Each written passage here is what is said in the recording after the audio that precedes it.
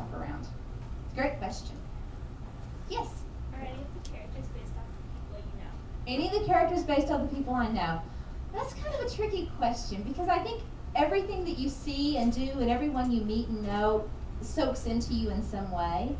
So in a way, yeah, I think a little bit. I can't point at somebody and say, oh yeah, Bex is my friend, so-and-so from college. But everybody's got a little bit of that side to them a little bit. Cammie is a lot of me and a lot of people that I know. Liz is, her physical appearance is very close to some other girls that I know, just that, tiny, if you breathe on them too hard, they might break kind of appearance. And Macy, I don't know anybody like Macy. I don't know anybody that rich. But Macy is very sort of, there's far more to her than meets the eye, and I think we all know people who are like that. So yeah, in a way, a lot of people that I know have made their way into the story. Yes? How come you made Cammie's mom the school's ambassador? That's a great question. And in that respect, it kind of goes back to your question quite a bit. My mom was the head of the English department in my high school, and it's a really small high school, and so, principals come and go. She's there forever, so she really kind of runs the school. And it's like, I think teachers' kids, especially kind of influential teachers' kids, they learn really early on, you can't get away with anything, because it's not like somebody's going to call home to your mom, because your mom's the one doing the calling. And so I wanted Cammie to have that experience.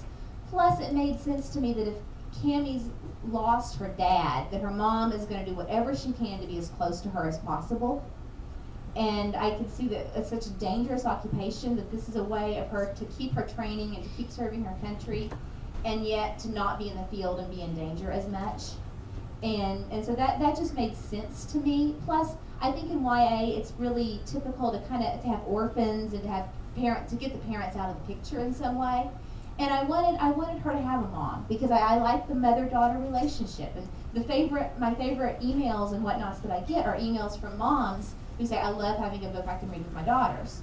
And so I'm really glad Rachel's in there as much as she is. And I hope to see more of Rachel. It's kind of been the nature of the first 2 books that the girls are kind of doing stuff behind her back. But I think as the girls mature, just like girls mature in real life, they start to realize how smart their mom is, and they start bringing her in on more of the action. Great questions. Yes? So are you writing full-time now? I am. I'm writing full-time now. I quit my job. I had that opportunity in November. So Gallagher 3 is the first book that I've written without having to divide my time with something else. And it's a very different experience. I will say I probably shower less than I did when I was working outside the house, and I wear my pajamas more. And that's the best part of being a writer in many ways. Yes? Well, in the second book, it gives a lot of hints about what the Blackthorn Academy's cover is. But could you tell us what it actually is?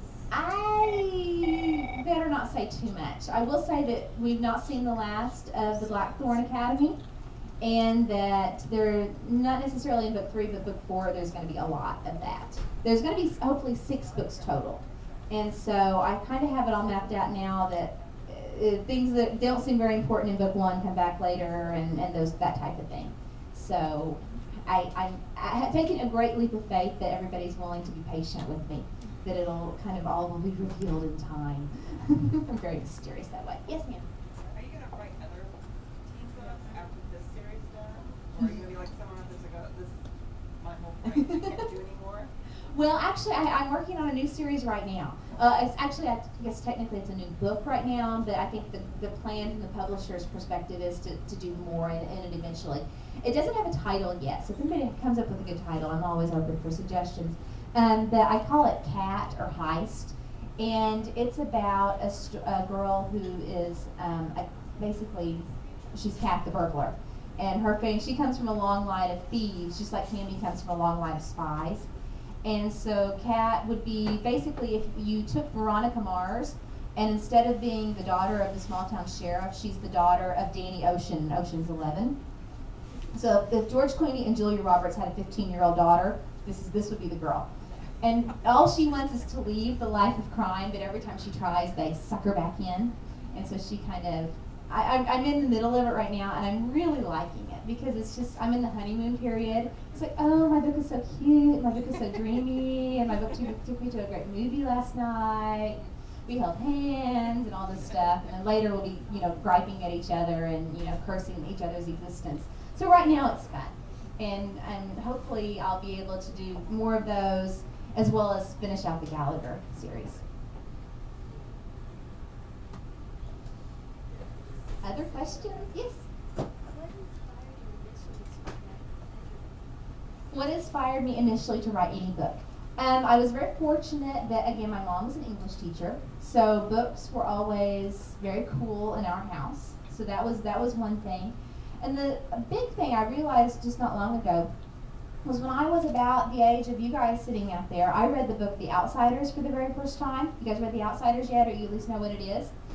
I was reading that when I was, 12 or 13 and walking through my house on summer vacation, and my dad looked at it and he said, she's from Tulsa, right? And now I grew up in a small town, not in Tulsa, but in northeastern Oklahoma.